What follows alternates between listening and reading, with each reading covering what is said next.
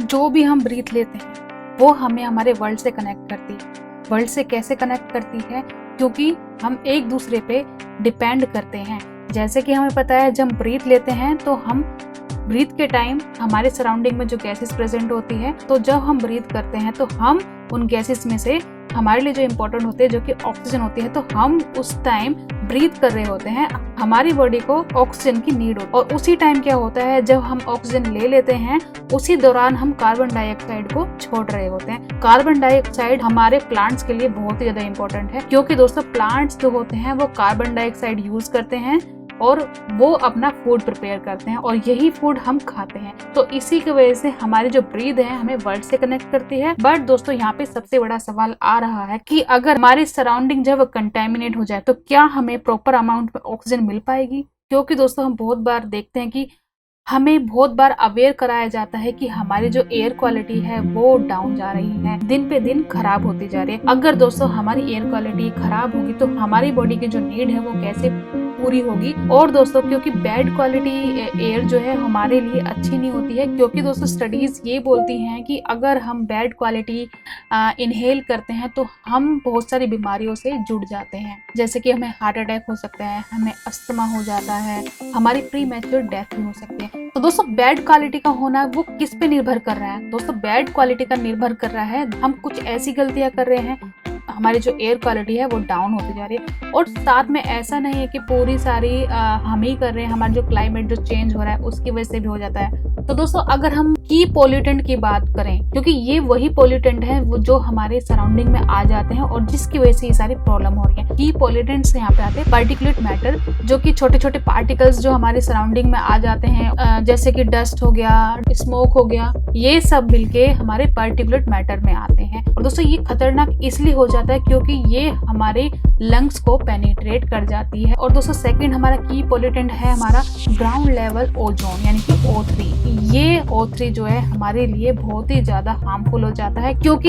ये हमारे ब्रीथिंग में डिफिकल्टीज लाता है। तो हमारा थर्ड पोल्यूटेंट है हमारा नाइट्रोजन डाइऑक्साइड। और दोस्तों ये हमें कहाँ से मिलता है? हमारे व्हीकल जो हो गए, हमारे जो इंडस्ट्रियल सोर्सेज हैं। फोर्थ की पोल्यूटेंट्स हमारा है सल्फर डाइऑक्साइड। ये भी हमारे एयर में पाया जाता है, जो कि हमारे लिए अच्छा नहीं होता है और जो एयर क्वालिटी को बैड कर देता है। और ये सबसे ज्यादा कहाँ से रिलीज होता है?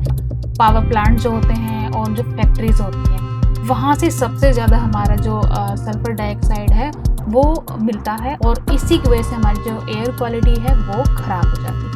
अभी सबसे बड़ा सवाल कि इसके लिए क्या क्या चीजें करी जा रही हैं, इसको कैसे हैंडल किया जा रहा है। तो दोस्तों एयर क्वालिटी मॉनिटरिंग से हमें बहुत ही अच्छा डेटा मिल जाता है, जो कि हमें इन्फॉर्म करता है कि हमारी जो एयर क्वालिटी है उसका लेवल क्या चल रहा है। अगर हम लेवल की बात करें तो हम एयर क्वालिटी को जांचते कैसे हैं? जैसे कि हमारा AQI स्केल होता है, एयर क्वालिटी इंडेक्स। अगर जो हमारे मार्क्स 0 to 50 के बीच में आता है, इट मीन्स हमारी जो एयर क्वालिटी है वो अच्छी माने जाते हैं। अगर इससे वो इंक्रीज हो जाती है तो वो खराब होती चली जाती है, और अगर ये बहुत हाई पहुंच जाता है तो एयर क्वालिटी बहुत वर्स्ट हो जाती है। तो दोस्तों अगर हम एयर क्वालिटी की बात करें तो दोस्तों ऐसा है कि हमारी जो एयर क्वालिटी है वो हमारी एक जगह से दूसरी एरिया में भी डिफरेंट हो जाती है। अगर हम बात करें हमारे अर्बन एरियाज में, तो दोस्तों अर्बन एरियाज में हम देखेंगे कि वहाँ पे ज़्यादा ट्रैफिक और इंडस्ट्रियल एक्टिविटीज चलती हैं, जिसकी वजह से वहाँ पे जो कि है हमारे जो नाइट्रोजन ऑक्साइड्स हैं